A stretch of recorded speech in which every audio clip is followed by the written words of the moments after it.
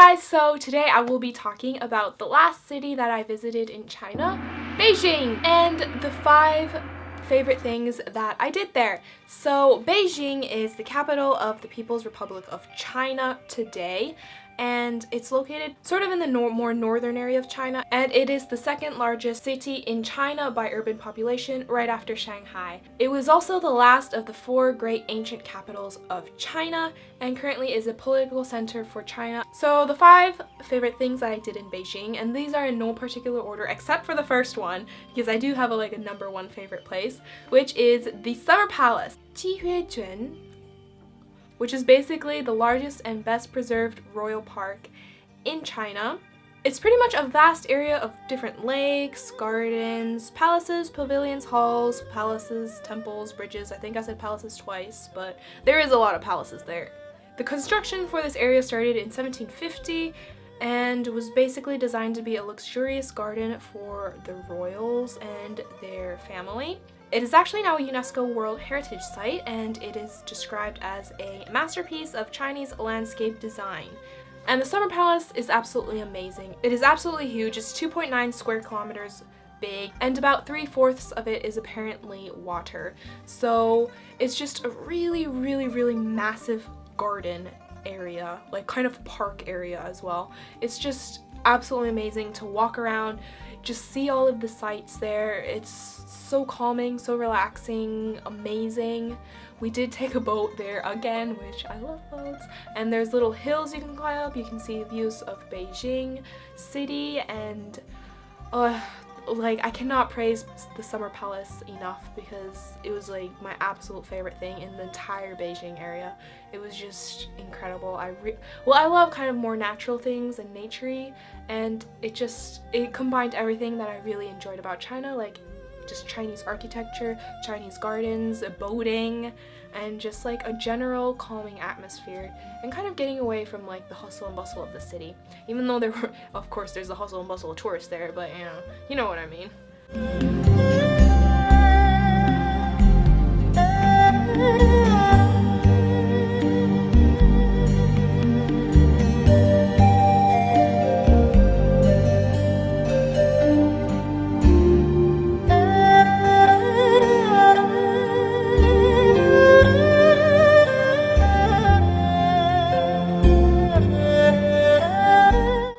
Really stuck with me was the Great Wall, and we visited the battling area. So the highest point in the battling area is 1,015 meters above sea level, and of course the Great Wall is something that kind of comes first to mind when you think of China as a whole, and it was something I absolutely wanted to do when I went to China, because it's one of those things that if you miss, it's kind of like, did you really do China? Plus there's a saying that says you're not a real man unless you go up the Great Wall of China. So apparently I'm a real man now.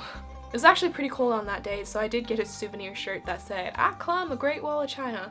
Basically, the battling area is the most visited area of the Great Wall, and when you just get there, it is quite crowded. We did go up a cable car, and the first kind of section of the Great Wall is very crowded, lots of people. But once you start walking it, people kind of spread out, and it's not so bad anymore. Like, it wasn't as crowded as I expected, honestly.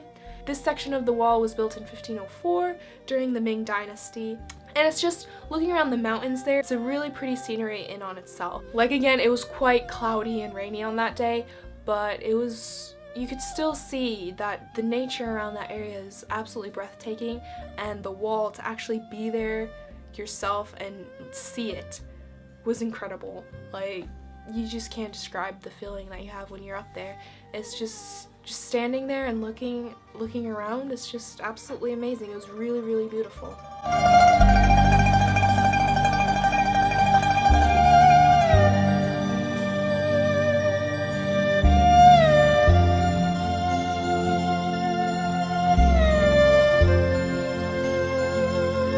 Okay, and number 3, the Lama temple area. This was a temple and monastery area for a specific type of school for Tibetan Buddhism, and it's a really peaceful atmosphere to go in there. You can smell the incense. It was like cool little buildings and structures you can go in and see all of the temple areas. There's a little museum in there too. There wasn't too many people there either, so it was like nice to go there after a busy day and kind of just walk around peacefully and enjoy the scenery and all of the smells and sights and stuff. It was really enjoyable. This is Katya spinning the wheels of luck.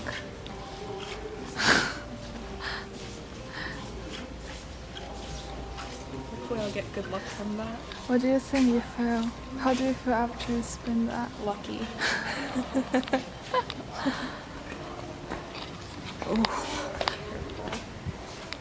There's another step.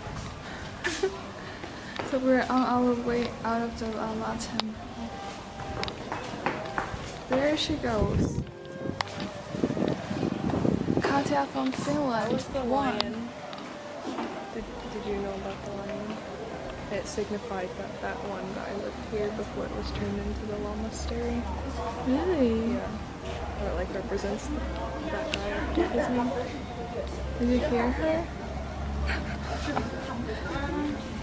I guess this one too.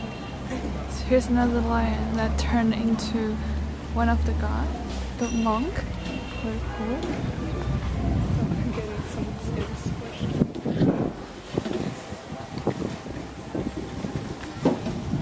The area around it, because it's a temple, there is a lot of vegetarian and vegan restaurants, which was perfect for me. So I really loved walking around the area, and there's like these cute little traditional streets, like Beijing traditional streets that you can walk up and down, and they have all kinds of little cafes, little restaurants, bars, again, where we hung out for a couple hours that evening, which was really interesting. Just people watching, like I just love people watching, so we spent a couple hours doing that, which was really fun.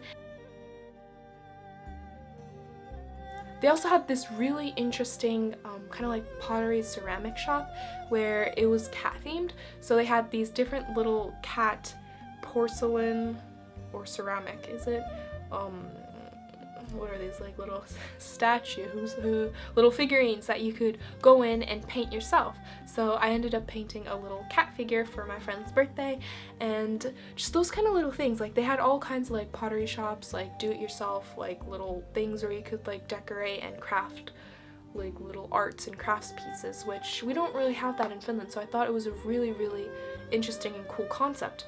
And they had these little rooms too where it's just like a board game place where you can walk in and they have a bunch of board games and you can just go in there with your friends and play board games. Okay, and then moving on to number 4 was a hill overlooking the Forbidden City. So what I'm talking about is the Jingshan Park, which is an artificial hill north of the Forbidden City, and it was previously a private imperial garden attached to the Forbidden City. It's a park, but there's this hill which you can climb up, and there's a little pavilion, like a little like structure you can stand at, and you see like a nice view of Beijing.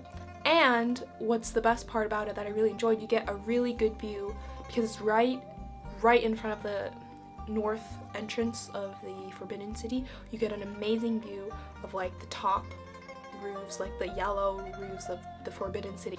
And then finally, of course, like pretty much the biggest attraction in Beijing city center itself is the Forbidden City. So basically what the Forbidden City is a imperial palace from about the Ming Dynasty period to the end of the Qing Dynasty, 1420 to 1912.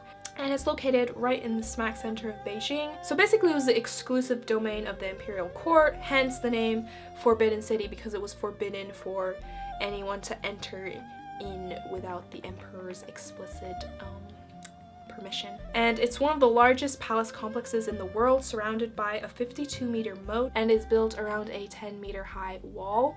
It's really cool. It has like 980 buildings and well over 8,000 rooms. I can't exactly remember how many it was. It was well over 8,000. It was, some places said it was like 8,700 rooms or something along that lines. It was incredibly, it's a huge place.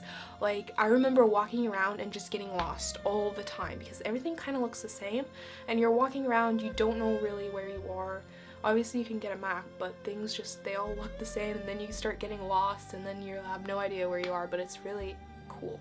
And all the architecture is traditional Chinese palatial architecture, so you have like the yellow roofs that was only allowed for the imperial family to use. So it's a pretty cool place to go and get like some good history, and it can, if you go there and like really spend a lot of time there, you can easily spend an entire day there. I think we spent about half a day there though. But yeah, that was basically Beijing in a nutshell and some of my favorite places. Overall, I just really loved my trip to China. And yeah, but I guess that just about concludes this video. Till next time.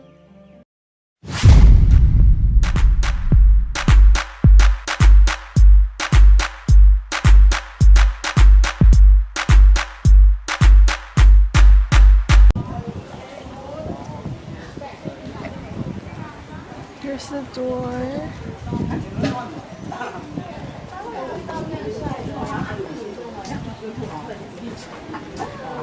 Here's a nice shady road that leads to the temple.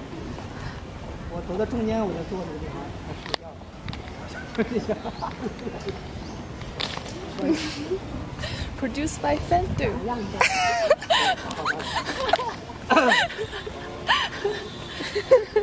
Oh, she's funny.